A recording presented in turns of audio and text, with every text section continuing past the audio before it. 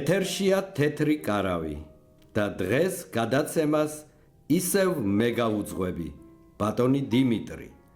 დღესაც, როგორც ყოველთვის, ძალიან საინტერესო თემები გვექნება. მოუთმენლად ველოდი თქვენთან შეხვედრას, რადგან ჩვენი მსმენელების რიცხვი სულ უფრო და უფრო ფართოვდება და შესაბამისად საინტერესო ამბები და ისტორიებიც უხვად გვაქვს. დღეს ძალიან საინტერესო ხმოვან წერილებს მოგასმენინებ, რომლებსაც ჩვენი აქტიური მსმენელები გვიგზავნიან და თუ თქვენ ახლა პირველად გვისმენთ, იცოდეთ, რომ თეთრი კარავი ყველასთვის ღიაა. აბა, დავიწყოთ. მოგესალმებით ძვირფასო მსმენელებო. მივესალმებით თქვენს თეთრ კარავს. მე ვარ ნონა, 64 წლის პენსიონერი. ჩემი გულის ტკივილი მინდა გაგიზიაროთ, რადგან, როგორც ვხედავ, ეს პრობლემა არც არავის აინტერესებს და არც არავის აწუხებს. თითქოს ერთი შეხედვით უნდა გვიხაროდეს, როდესაც ჩვენს დედაქალაქში რამე ახალი შენდება, მაგრამ ასე არ არის, რაც დაემსგავსა ჩვენი ლამაზი თბილისი. მე სოლოლაკში ვცხოვრობ. ტვერელის ეკლესიაში დავდივარ მთელი ცხოვრება. ისე მიყვარდა ეს გზა, რომელიც სოლოლაკს ვერასთან აკავშირებს მთაწმინდის გავლით. ჯერ მამა დავითი გამოჩნდებოდა ხელმარცხნივ, მერე მარჯვნივ გაიხედავდი და თბილისის ულამაზესი ხედების ფონზე სამების ტაძარი ჩანდა და ასე სიხარულით მივდიოდი ტვერელამდე. ახლა რა ხდება? არც ტაძრები ჩანს, არც ქალაქის ხედები, 1-2 ჭუჭრუტანიდან თუ მოკრავ თვალს, ასე როგორ შეიძლება მოვექცეთ ჩვენს ქალაქს. ძალიან მწყდება გული და ვიცი, რომ ჩემსავით ბევრი ფიქრობს. აი, კიდევ ერთი ხმოვანი წერილი უნდა მოგასმენინოთ. მეგობრებო, მოგესალმებით. მე მქვია ესმა და ვარ 57 წლის. ვცხოვრობ სოფელში. ზემო იმერეთის ერთ-ერთ ულამაზეს სოფელში.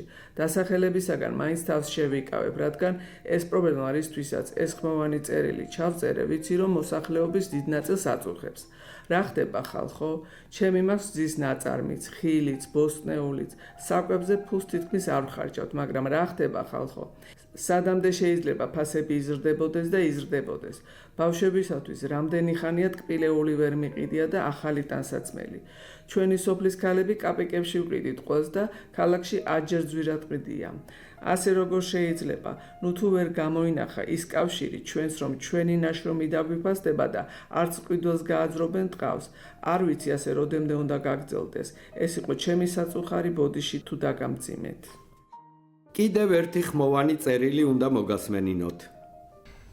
მე მქვია დიანა, ვარ 45 წლის, ვცხოვრობ გლდანის მე-7 მიკრორაიონში და ყოველდღე მიწევ სამსახურში ბაგებში სიარული.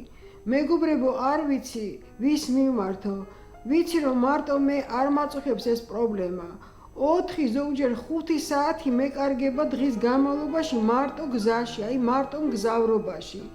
მაშინ როცა ერთი სული გაქვს ადამიანს, რომ სახლში დროზე მიხვიდე და ცოტა ხნით მაინც იყო ოჯახურ გარემოში და სითბოში. ისეთი დაღლილ დაქანცულები ვბრუნდებით, ლაპარაკის თავიც კი აღარა გვაქვს. ნუ თუ არ შეიძლება ამ საცობებზე ვინმე მიფიქროს, ვისევალება არ ვიცი, იზრუნეთ, რომ მოწესრიგდეს ამ ქალაქში ერთხელ და სამუდამოდ ეს საცობების პრობლემა, რომ დროზე დავბრუნდეთ ჩვენს ოჯახებში. მართლა ძალიან ბევრი პრობლემაა მოსაგვარებელი. ჩვენი საეთერო დრო ამოიწურა, მეგობრებო. მე ერთი კვირით გემშვიდობებით. აბა, მომავალ შეხვედრამდე.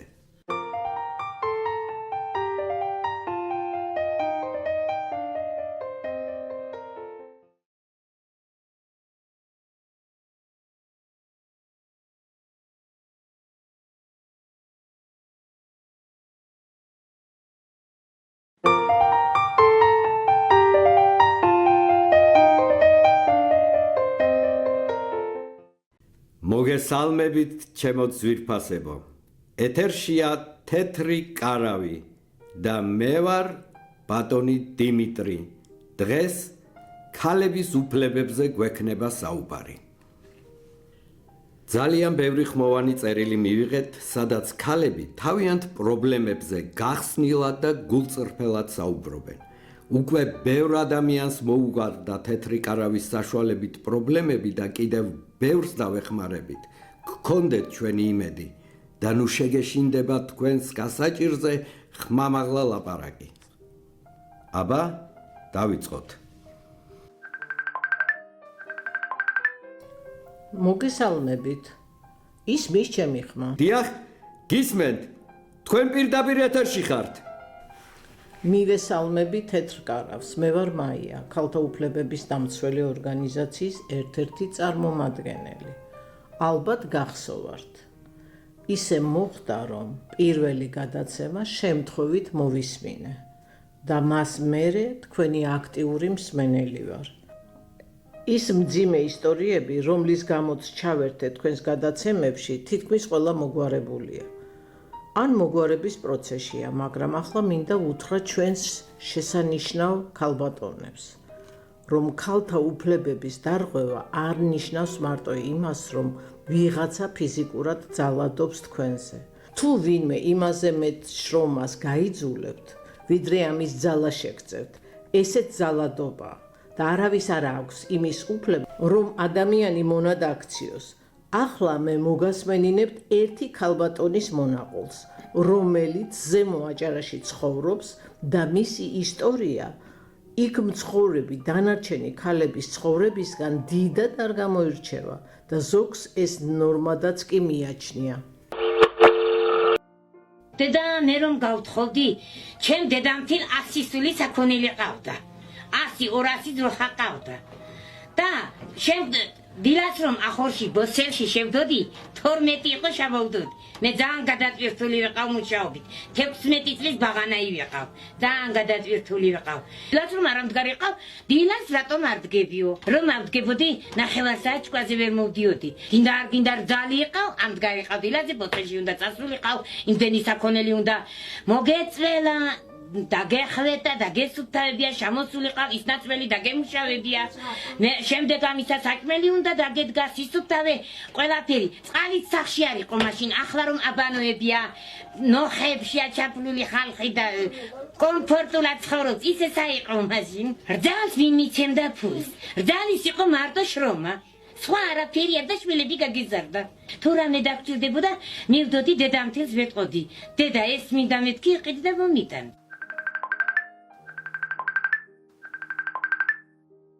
მოგესალმებით, ძვირფასო მეგობრებო. მე ვარ ნინო, 52 წლის და ვმუშაობ ერთ-ერთ ძალიან ცნობილ მარკეტში, რომელსაც დიდი ქსელი აქვს ჩვენს დედაქალაქში.